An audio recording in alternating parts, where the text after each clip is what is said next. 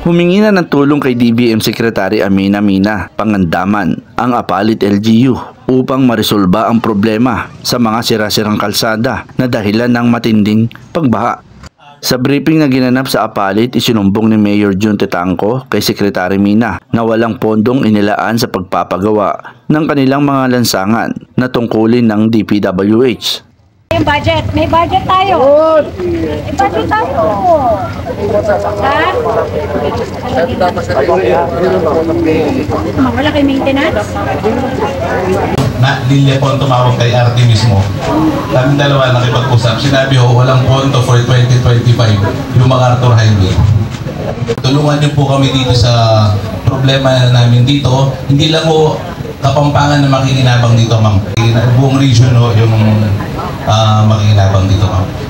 Personal naman nagtungo para inspeksyonin ni Department of Budget and Management o DBM, Secretary Amina Pangandaman, ang sirasirang daan dulot ng pagbaha noong nakaraang bagyong Krising at Habagat. Ang bahaging Apalit, Macabebe Road, Colgante hanggang San Vicente nitong Lunes. Maririnig rin sa video na tinanong ni Secretary Pangandaman ang DPWH patungkol sa pondo. Ba tayong budget? May budget tayo.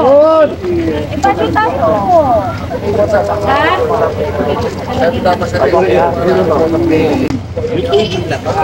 Wala din budget yun.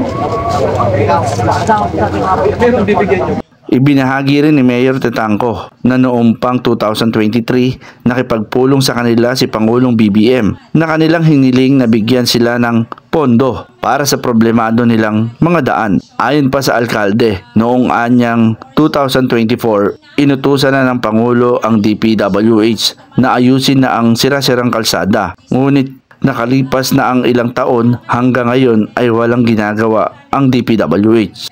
Dito 2023 po, kasi Presidente po mismo yung nagsabi sa DPWH, yung DP po nagsabi sa amin, nakaharap po si Presidente na 2024, nakabudget na po, gagawin na, tatapusin na po. Umabot po tayo ng 2025, hindi pa rin po.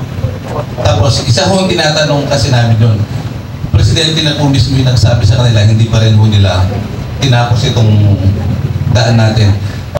Binanggit din ng alkalde na hindi nasolusyonan ng DPWH ang matagal ng problema ng Apalit, Pampanga. Kabilang sa mga lansangan, ang dapat gawin ay ang MacArthur Highway, Apalit Macabebe, Masantol Road na nananatiling butas-butas ang kalsada. Hopefully ma-rush na po ito. Pero yung MacArthur importante yun kasi yun yung spine ng network ko natin na road sa Luzon eh.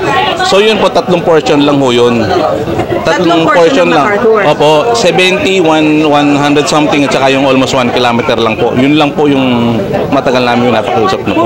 Mula sa Pampanga, ako si Buboy Patriarca, nag-uulat para sa Road News.